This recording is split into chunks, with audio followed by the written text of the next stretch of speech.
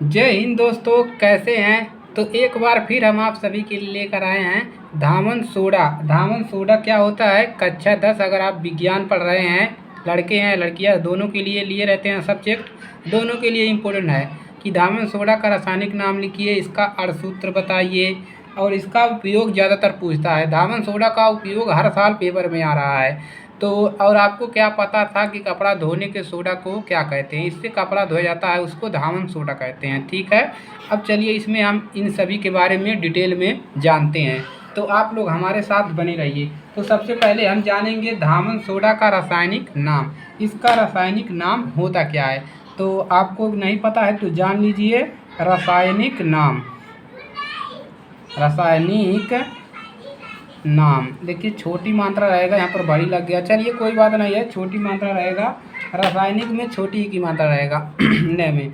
तो धामन सोडा का रासायनिक नाम जो होता है वो सोडियम कार्बोनेट होता है। क्या होता है, सोडियम कार्बोनेट। तो अगर आपसे कोई पूछ रहा है कि धामन सोडा का रासायनिक नाम बताओ, तो आप बता सकते हैं सोडियम होता है कार्बोनेट, सोडियम कार्बोनेट। ठीक है, धामन सोडा का रासायनिक नाम बता देंगे। अब अगर आपसे कोई इसका अणुसूत्र पूछ ले, क्या पूछ ले, अणुसूत्र।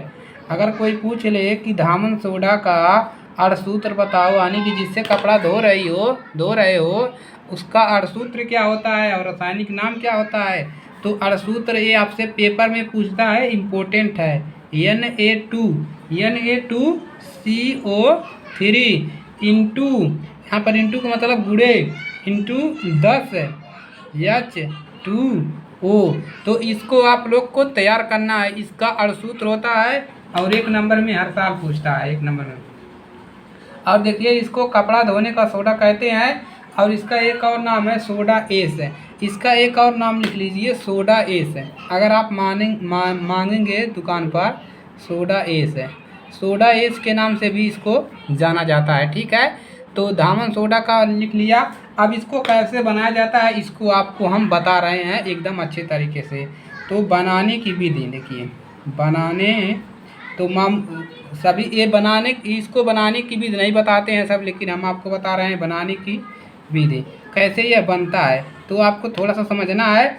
और ये देखिए, तो बेकिंग सोडा, जो बेकिंग सोडा होता है ना, जो बेकिंग सोडा क्या होता है आपका, NaCO3 जो होता है, यानी कि खाने वाला सोडा जो होता है, अगर उसको गर्म करोगे, देखिए बेकिंग सोडा को कैसे बनता है, लिखिए बेकिंग, लिखिए बेकिंग सोडा को गर्म करने पर, बेकिंग सोडा को गर्म करके क्या प्राप्त, सोडियम कार्बोनेट प्राप्त किया जाता है। क्या प्राप्त किया जाता है, सोडियम कार्बोनेट,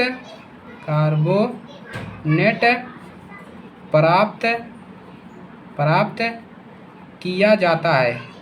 किया जाता है। देखिए, जब बेकिंग सोडा को गर्म करके सोडियम कार्बोनेट प्राप्त किया जाता है और फिर इसी सोडियम कार्बोनेट जो प्राप्त होता है, इसी को पुनः क्या करते हैं, वाष्पीकरण अगर कर दें, अगर इसको लिखिए, इसी को अब लिखिए कि सोडियम कार्बोनेट को दोबारा सोडियम कार्बोनेट को पुनः हम इसको क्या करें, अगर पुनः क्रिस्टलीकरण कर दें, जो सोडियम कार्बोनेट प्राप्त हुआ है इसी को अगर हम क्रिस्टलीकरण द्वारा धामन सोडा प्राप्त होता है। पुनः क्रिस्टलीकरण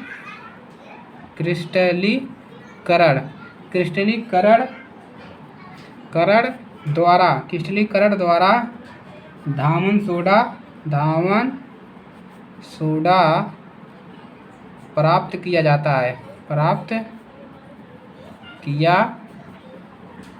जाता है। तो इतना लिख लेंगे देखिए, लेकिन ये आपसे पूछता नहीं है तो इसको लिखने की कोई आवश्यकता है नहीं। अब इसका उपयोग लिख लीजिए, क्या लिखिए, उपयोग लिखेंगे। तो इसका उपयोग देखिए, होता है कांच में, इसका उपयोग किया जाता है किसमें, कांच में। जैसे हो गया कांच में, और हो गया जैसे साबुन बनाने में होता है, साबुन में हो गया। और देखिए इसका उपयोग होता है और कागज उद्योग